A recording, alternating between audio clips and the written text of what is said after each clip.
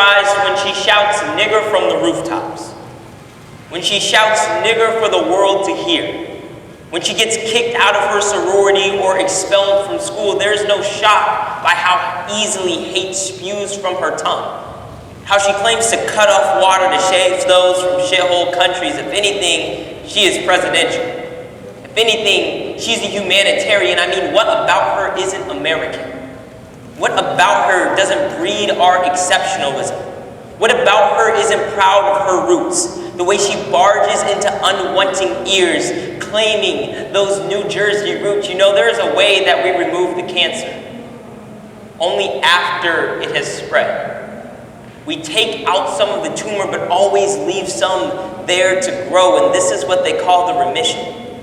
The disappearance of signs and symptoms, but not necessarily the disease. We never deal with the disease. She is just one pigment-ignorant cell in a tumor, melanin malignant, spreading through an already dying body. America has been in stage shithole lung cancer for years, and you're just now realizing we can't breathe?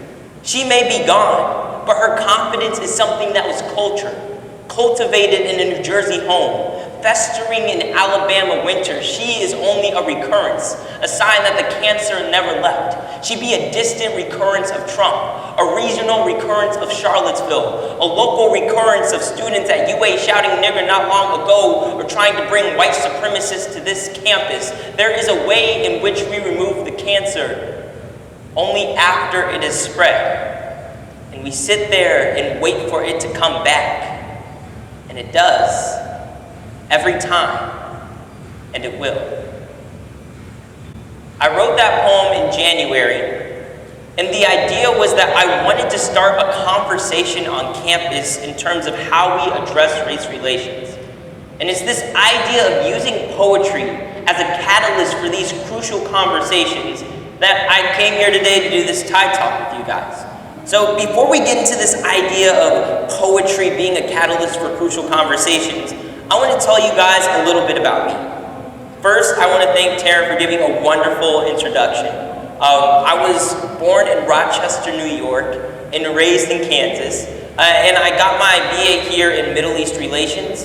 And I have 11 siblings that are mostly pretty cool. I'm the vice president of the Alabama Student Association for Poetry. The president is my wonderful and amazing girlfriend, Kaylee Webster. And shouts out to everybody from ASAP who came out here today. I'll tell you guys a little bit more about ASAP later. And also, I love bacon. Just throwing that out there. So, why poetry? Why do I think poetry can be a catalyst for crucial conversation? Well, a lot of the work I do comes from Gloria Anzaldúa, who wrote this book called Light in the Dark. And in it, she tells us that writing, creative writing, and this idea of poetry is a process of discovery, where we're gaining knowledge and insight. She tells us of the Koyol Shoki imperative, which is pretty much us restoring ourselves through expressing ourselves through different forms of creative art, healing the wounds that we may have, repairing the damage. And that's what she really wants to get at with that idea. She talks about the violations que hacen pedazos nuestros almas, or that shatter our souls, and how we can work to reconstruct ourselves through expressing ourselves. So there are multiple different avenues that we talk about utilizing poetry. Anzaldúa says we must bear witness to what haunts us. Bear witness to those damages we experience when we step to the stage or when we are putting forth some form of creative writing. It's by bearing witness that we can then start to build community. Angela Davis expresses to us that it's in collectivities that we find reservoirs of hope. So in building this community, in expressing ourselves, in bearing witness, that's when we start to repair that damage and restore ourselves and our communities. And it's from that that we become the healing in the wound. And Anzaldúa tells us that we must become that healing. We must become those healing agents, and we must work to use our creative selves and our writing selves to bring forth the community that then allows us to move forward and repair that damage. And I've been talking pretty theoretically so far, and you're probably thinking, okay, cool, poetry, what are practical applications? And that's what I'm going to talk to you guys about today. 3 practical applications where you can see poetry starting these crucial conversations. The classroom, the institution, and in community. So first, the classroom. The classroom is a site for learning and a site for teaching, and you can utilize the classroom to teach people through poetry. Poetry being that catalyst. Think of a class where you're addressing a tough issue, such as racism, okay, or sexism, or different ideas that we deal with, forms of oppression. You can actually use, instead of, say, watching a video, or in conjunction with watching a video, reading some poetry. My poetry has been used in the classroom multiple times. In fact, another way that you can do this is through presentations and projects. The book that I wrote, Made from My Mother's Ceilings, which today is the 1-year anniversary, woohoo. And it's also, J. Cole dropped an album today as well. And I dropped a spoken word album on the same day because J. Cole is my spirit animal. But through presentations and projects, because I was doing a project on combining gender and race studies and seeing how gender and race work together, I wanted to start a conversation about black masculinity, so I wrote a bunch of poetry about it and threw it into a book, and somehow it got published. Finally, workshops. ASAP puts on a lot of workshops that we see happening within the classroom setting, where we go into classrooms and we get to talk about different topics and ideas that allow us to start different conversations that people may not have wanted to have before. By expressing ourselves and bearing witness to what haunts us, even in the classroom, we can start these conversations. Another area that we can see this, if it works, there it goes, is the institution. So I want you guys to think of institutions as these places that establish societal norms, typically rules as well. So the University of Alabama is a clear instance of an institution. Think of the music industry and how they set certain norms.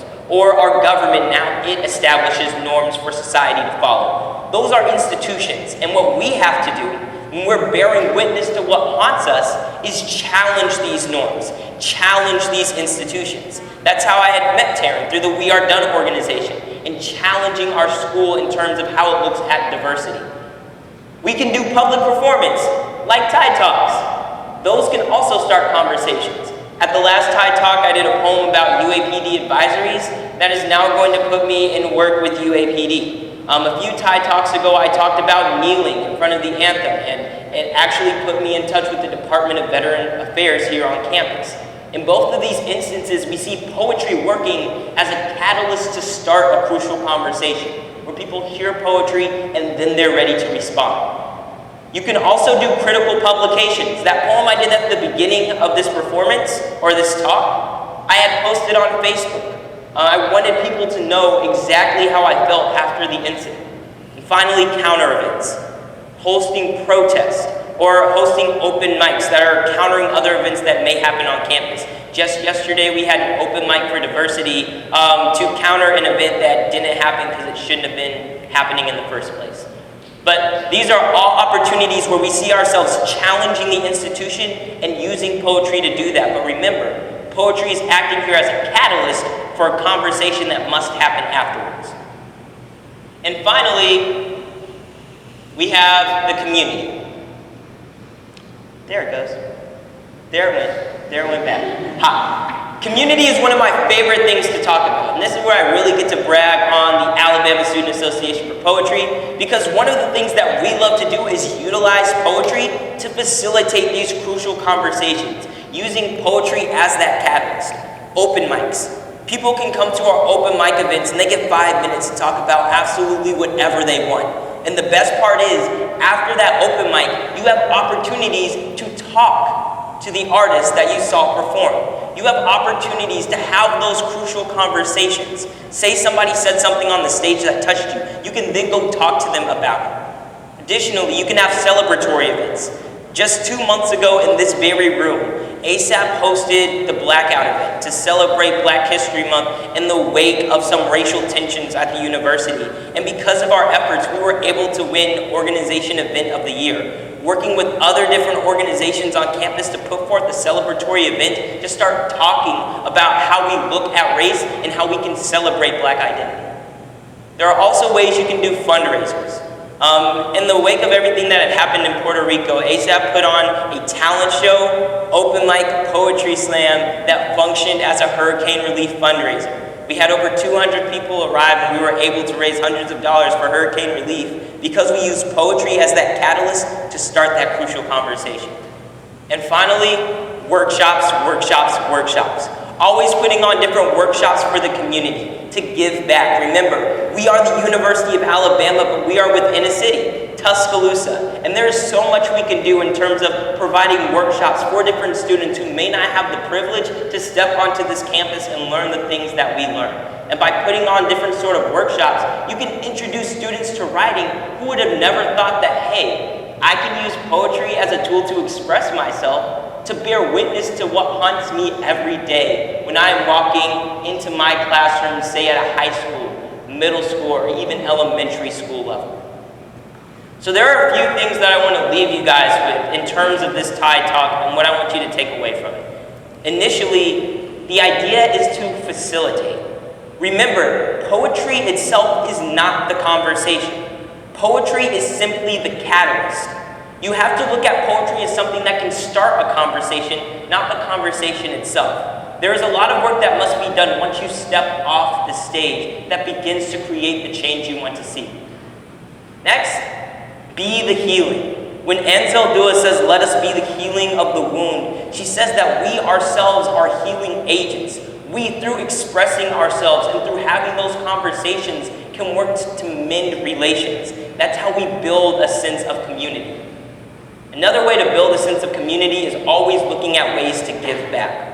Always look at different ways that you can express yourself and allow others to express themselves as well. It's not always about your opportunity, but maybe the opportunity you are presenting for someone else. And finally, make sure to always have fun while you're doing it. That's another way that you can always work to build a community, because if people can see that you're having a lot of fun, they're going to want to have that sort of fun too. Stepping up in front of a mic and expressing yourself and bearing witness to what haunts you is a hard thing.